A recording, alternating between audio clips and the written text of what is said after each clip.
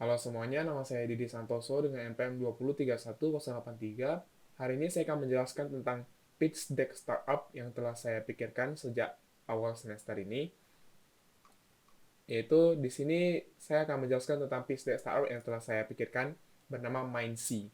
Ini adalah perusahaan startup yang telah saya pikirkan dari awal semester, di mana yang bertujuan ke trading cryptocurrencies, di mana sedang mendunia ya cryptocurrency tersebut. Dan Mindsea ini adalah perusahaan startup yang ingin saya membagi-bagikan kepada semua orang di dunia ini agar lebih mengenal tentang cryptocurrency dan juga platform tradingnya dan juga cara memining Bitcoin tersebut. Cara mining cryptocurrency tersebut. Saya namanya Edi Santoso sebagai founder dari Mindsea ini dan saya dengan ada Gmail di bawah.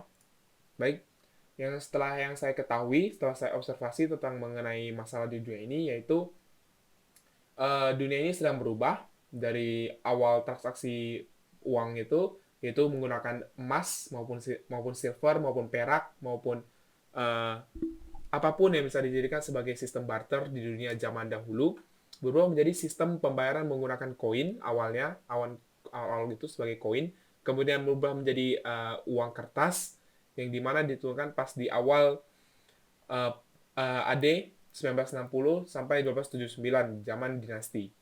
Kemudian berubah menjadi kartu sebagai credit card, debit card, master visa dan sebagainya itu dimulai pada tahun 1966. Lihatlah betapa jauhnya perkembangan dunia di mana manusia pertama kali menggunakan uang kertas sampai menggunakan transaksi kartu. Itu beratus-ratus tahun sampai manusia menerima perubahan tersebut. Kemudian setelah kartu pun sampai ke dunia mobile payment, yaitu menggunakan PayPal, Gojek, GoPay, Tokopedia, dan sebagainya itu tahun 2009. Itu perbedaan jaraknya juga bisa tergolong cukup jauh dari 1966 ke 2009, sekitar 50-an tahunan. Nah, pada saat masuknya Bitcoin, yaitu pada tahun 2009 juga, di mana pertama kali menggunakan mobile payment, disitulah Bitcoin muncul sebagai cryptocurrency pertama di dunia. Nah, orang-orang itu masih, tetap saya keras kepala, namanya juga sifat manusia, itu masih tidak menerima cryptocurrency sebagai form of new payment. Nah, ketika cryptocurrency mulai mendunia di tahun 2019-an ke atas, itu disitulah orang-orang mulai memikirkan tentang Bitcoin, yaitu the new form of cryptocurrencies, the new form of transaction, the new form of payment. Nah, di sini saya akan mencoba memberikan solusi, yaitu hanya dalam kurun waktu 10 tahun, cryptocurrency naik sebesar 40.000% dan sekian itu hanya dalam waktu kurun 10 tahun. Bayangin, dari kartu kredit ke mobile payment saja butuh waktu 50 tahun, dari waktu paper ke kartu kredit aja butuh waktu ratusan tahun. Nah, cryptocurrency hanya butuh waktu 10 tahun hanya untuk orang-orang menotis hal tersebut adalah hal yang bagus, hal-hal yang patut dicoba.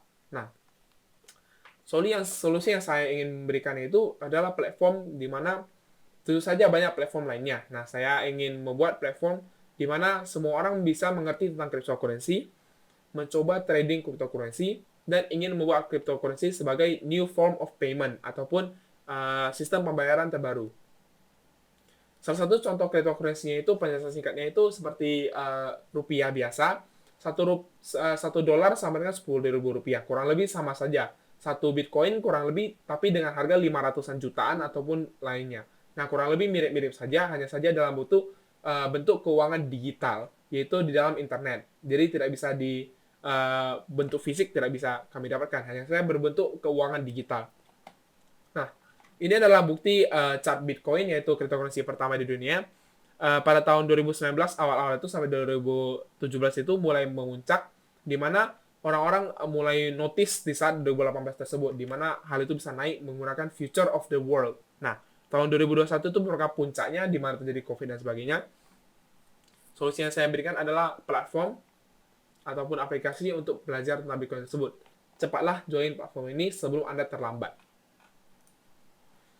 Tentu saja market size cryptocurrency ini sangat besar. Bisa dilihat di sini, itu sudah berkembang semenjak tahun 2 lalu, Karena tahun 2021, global cryptocurrency, pemilik cryptocurrency itu ada 4%, sekitar 4%. Dengan pemilik 300 juta cryptocurrency, pengguna cryptocurrency. Nah, seperti yang Anda lihat, pada tahun Januari 18 ini, itu mulai meningkat, sampai akhirnya Januari 2021 mulai meningkat. Dan ini hanya akan makin meningkat. Bisa dibayangkan tahun 2025, dikabarkan kalau cryptocurrency itu sudah mulai meroket dan juga menjadi form of new payment digital. Lanjut ke bisnis model yang saya berikan, yaitu platform, seperti yang tadi bilang tadi, paling sebuah aplikasi untuk mengajarkan, mempelajari, dan juga trading cryptocurrency tersebut. Dan juga mengajarkan bagaimana cara memining Bitcoin tersebut. Meskipun banyak aplikasi di luar sana yang mengajarkan, tetapi saya perhatikan, tidak semua orang pengen belajar maupun mengertikan tentang cryptocurrency tersebut. Nah, di sini platform saya ingin membuat semua orang mengerti. Semua orang ingin menggunakan new form of payment, yaitu cryptocurrency.